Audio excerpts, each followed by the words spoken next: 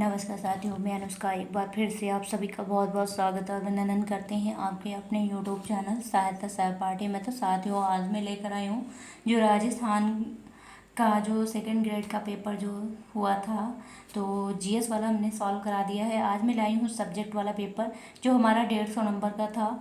तो आज हम वीडियो लेंदी हो जाएगी, इसीलिए हम दो पार्टों में लेकर के आए हैं। आज मैं 70 क्वेश्चन सॉल्व कराऊंगी। इसके आगे का भी 70 क्वेश्चन मैं नेक्स्ट वीडियो में कराऊंगी। तो चलिए देर न करते हुए हम क्वेश्चन की ओर चलते हैं। तो पहला क्वेश्चन था कि, और इसमें सिर्फ मैं आंसर ही बताऊंगी। तो इसमें पहला क्वेश्चन है कि सारंग ओढ़ तजे कुल अंकुश बदन किए मुस्काए मीरा के इस पंक्ति में सारंग शब्द का क्या अर्थ है। तो इसका दूसरा वाला विकल्प सही हो जाएगा, द्वार। क्वेश्चन नंबर दूसरा है कि हिंदी शब्दकोश के अनुसार किस विकल्प में सभी शब्द वर्ण क्रम से हैं। तो इसका जो है चौथा विकल्प सही हो जाएगा, क्रीड़ा क्लिष्ट और क्षण। चौथा विकल्प सही हो जाएगा। क्वेश्चन नंबर तीसरा है कि शुद्ध वाक्य है। तो इस शुद्ध वाक्य में इसका तीसरा विकल्प सही हो जाएगा, इसकी परम आवश्यकता है। तीसरा विकल्प सही हो जाएगा। क्वेश्चन नंबर चौथा है कि कहत नटत रीजत खिजत मिलत खिलत लजियात भरे भुवन में करत है नैनन हुश बात बिहारी लाल का दोहा है। तो इसमें तीसरा विकल्प सही हो जाएगा, संयोग श्रृंगार का है। हिंदी पांचवा क्वेश्चन है कि हिंदी साहित्य के प्रारंभिक काल के नामकरण कर्ता एवं विषयों में बेमेल विकल्प क्या है। तो इसका बेमेल विकल्प जो है इसका आपका हो जाएगा, चौथा वाला है जो है मिश्र बंधु ने चारण काल नहीं कहा था। तो इसका चौथा विकल्प बेमेल है। बाकी सिद्ध सामंत काल राहुल संस्कृत्यायन जी ने कहा, आदिकाल जो है हजारी प्रसाद द्विवेदी ने कहा, महावीर प्रसाद ने बीजापन काल कहा है, लेकिन चारण काल शुक्ल जी ने कहा, चारण काल रामकुमार वर्मा ने, और वीरगाथा काल आचार्य रामचंद्र शुक्ल जी ने कहा है। क्वेश्चन नंबर छठा है कि छोटी और बड़ी स्वर है। तो ईचु ऐसा नाम तालु तो तालव्य ध्वनि है। क्वेश्चन नंबर जो है सात है कि सही किस विकल्प में सकर्मक क्रिया का प्रयोग हुआ है। तो दूसरा है कि नौकर चिट्ठी लाया, यहाँ पे सकर्मक क्रिया है। सकर्मक क्रिया वह है जिसमें कर्म की अनुभूति हो, उसे सकर्मक क्रिया कहते हैं। क्वेश्चन नंबर 8 है कि हो सकता है उसने यह बात सुनी हो, प्रस्तुत वाक्य में काल है। तो यहाँ पे संभावना बताई जा रही है, तो पहला ही विकल्प सही हो जाएगा, संभाव्य भूतकाल। क्वेश्चन नंबर 9 है कि आषाढ़ का एक दिन नाटक के संबंध में दोषपूर्ण कथन है। तो इसका तीसरा विकल्प सही हो जाएगा, इस नाटक में अतीत का पुनरुत्थानवादी गौरवगान है। क्वेश्चन नंबर 10 है कि इसमें रचनाओं को मिलाना था। तो लहर जो है जयशंकर प्रसाद का है, निहार जो है सुमित्रा नंदन पंत का है, गीतिका जो है सूर्यकांत त्रिपाठी निराला का, और इसका जो है लहर जो है जयशंकर प्रसाद का है, ग्रंथ जो है सुमित्रा नंदन पंत की है, गीतिका जो है सूर्यकांत त्रिपाठी निराला का, और निहार जो है महादेवी वर्मा का। तो इसका चौथा विकल्प तीसरा विकल्प सही हो जाएगा।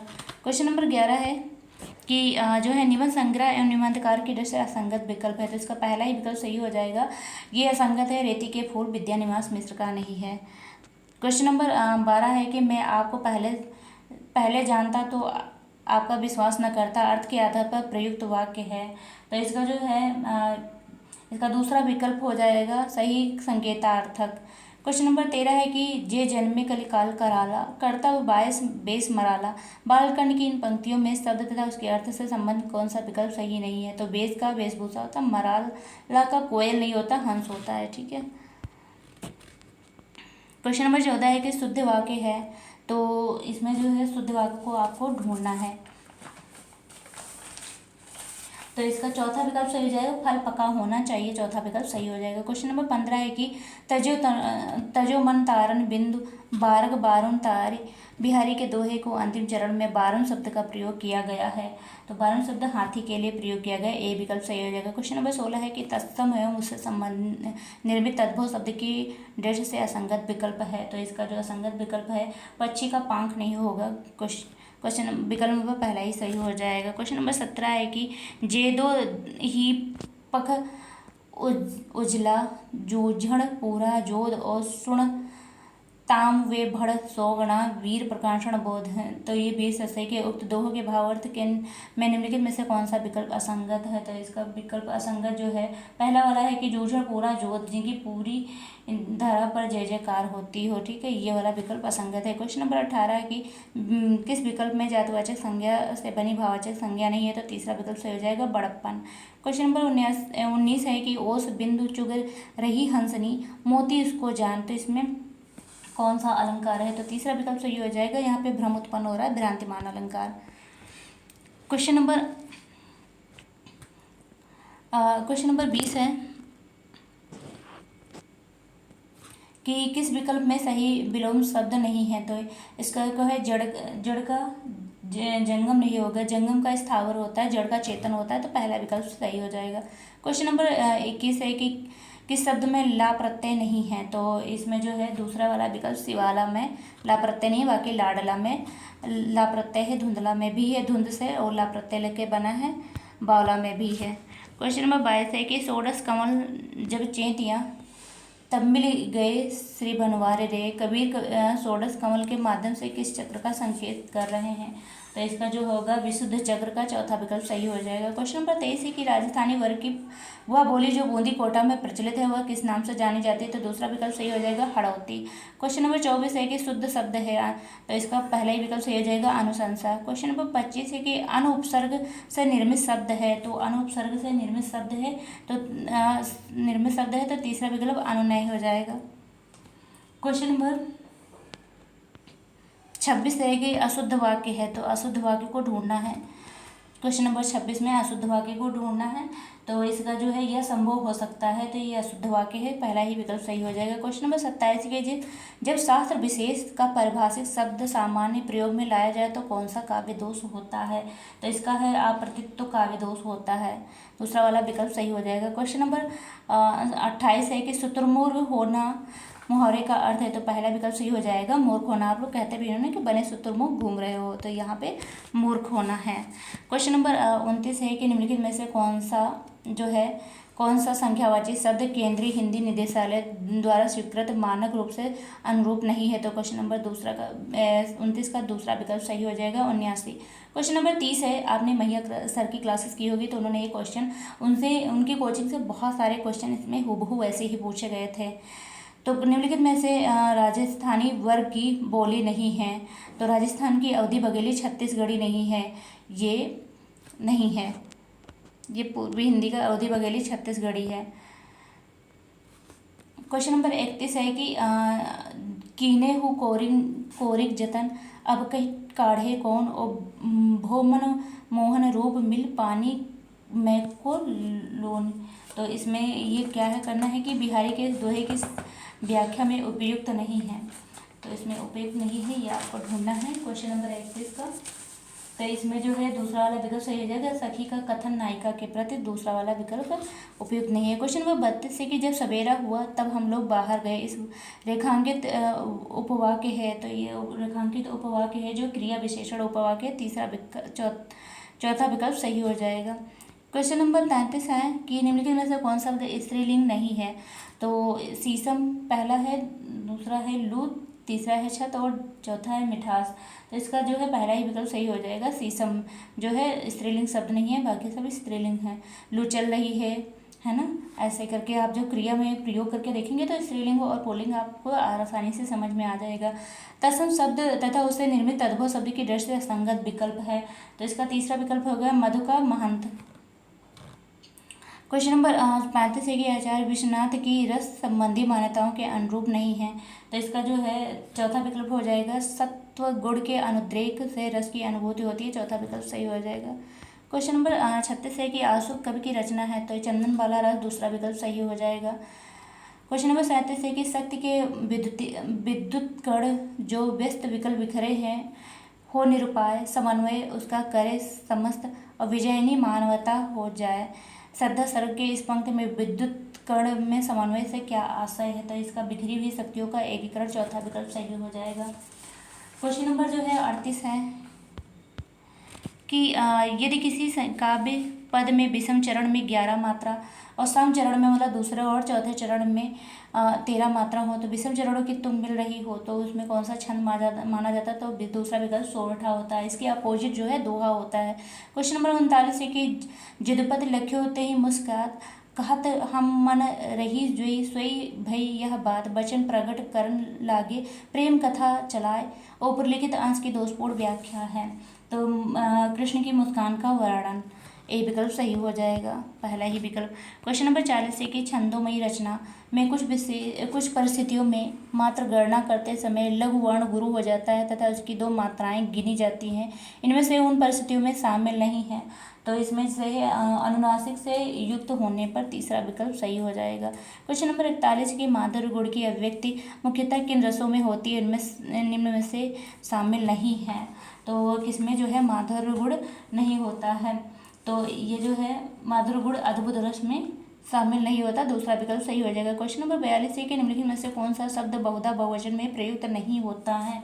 तो देखो दर्शन हो गए है ना, तो इसमें से बहुवचन वाला कौन नहीं है? तो पानी है ना, पानी ठंडा है हमेशा बोलते हो, ठंडे है नहीं बोलते हो। पानी बह रहा है बोलते हो, बह रहे नहीं बोलते हो, है ना, तो ये बहुवचन में प्रयुक्त नहीं होता है। क्वेश्चन नंबर 43 है कि निम्नलिखित में से स्त्रीलिंग शब्द है?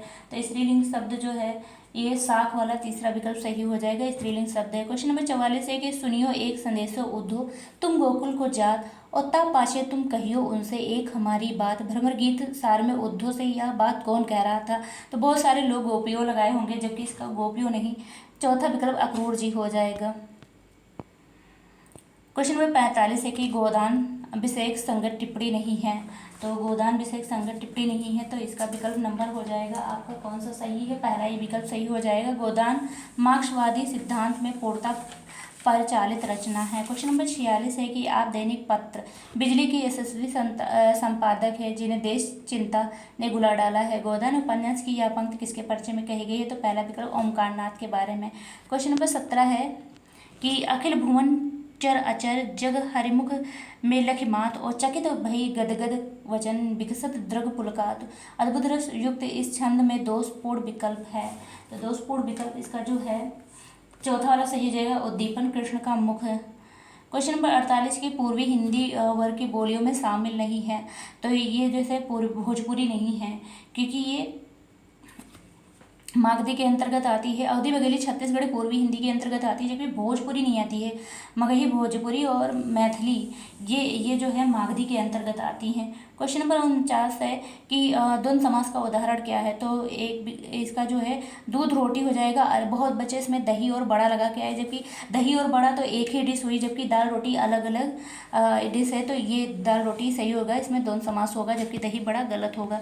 क्वेश्चन नंबर 50 है कि किस विकल्प में अर्थ के आधार पर वर्गीकृत वाक्य प्रकार का नाम व विवेचन सुमेलित नहीं है? तो इसका जो है इच्छा बोधक जिसे विनती और उपदेश का अर्थ सूचित होता है, विनती और उपदेश तो उसमें हो ही नहीं सकता इच्छा बोधक में। क्वेश्चन नंबर 51 है कि तुम बाल बच्चे वाले आदमी हो, तुम्हारा इस तरह आग में कूदना अच्छा नहीं है। गोदान उपन्यास में यह कथन किसका है? और इसका पहला विकल्प देखो धनिया और होरी को दे रखा है और इसमें कन्फ्यूजन बहुत क्रिएट होता है, तो इसका तीसरा वाला विकल्प जुनिया और गोबर से, जुनिया ने गोबर से कहा था जबकि होरी और धनिया को लग रहा है। अशुद्ध शब्द चुनिए, तो अशुद्ध शब्द को आपको चुनना है। क्वेश्चन नंबर 52 में तो इसमें जो है अशुद्ध शब्द में प्रायश्चित वाला चौथा विकल्प सही हो जाएगा। क्वेश्चन नंबर 53 है कि पुरातनता का यह निर्मोहक सहन करती न प्रकट पल एक कामिनी की इस पंक्ति में प्रयुक्त निर्मोह शब्द का अर्थ है, तो एक कैंचुल होगा, पहला विकल्प सही हो जाएगा। क्वेश्चन नंबर 54 है कि तू करता तू भया मुझ में रही न हूँ और वारी फेरी बल गई जित देखो तित तू। कबीर की उक्त साखी की व्याख्या की दृष्टि से असंगत है, तो इसका जो है चौथा वाला विकल्प सही हो जाएगा, प्रभ की ओर मुँह फेर लेना, ये नहीं है, इसका सही विकल्प असंगत है। गोदान उपन्यास में नवयुग की साक्षात प्रतिमा किस पात्र को कहा गया है? तो आप सभी लोग बिना इसको विकल्प पढ़े आप देख सकते हो, मालती को कहा गया था, इसकी बहन का सरोज नाम था, ठीक है। क्वेश्चन नंबर 56 है कि गोरख जगायो जोग भगत भगायो लोग पंक्ति किस कवि की मानी जाती है, तो ए विकल्प सही हो जाएगा तुलसीदास। क्वेश्चन नंबर 57 की वह जीते सर मैन के ऐसे देखे मैं ना और हरनी के नैनान ते हरिणी के यह नैन, ये पंक्ति में निहित अलंकार है, तो यहाँ पे यमक अलंकार हो जाएगा, चौथा विकल्प सही हो जाएगा। क्वेश्चन नंबर 58 है कि कोत कही कैलाश पुन लीनिस जाय उठाए, इस पंक्ति में तुलसीदास ने किनके द्वारा कैलाश को उठाने का उल्लेख किया है, तो इसमें जो है रावण द्वारा, पहला विकल्प सही हो जाएगा। क्वेश्चन नंबर 59 है कि जिस विकल्प में सभी शब्द शुद्ध हैं वह हैं, तो इसमें जो है चौथा वाला विकल्प सही हो जाएगा, ए कि साधुवाद और अनुयायी है। क्वेश्चन नंबर 60 है कि कुरुक्षेत्र के संबंध में उपयुक्त कथन सही नहीं है, तो कुरुक्षेत्र के बारे में कौन सा कथन सही नहीं है,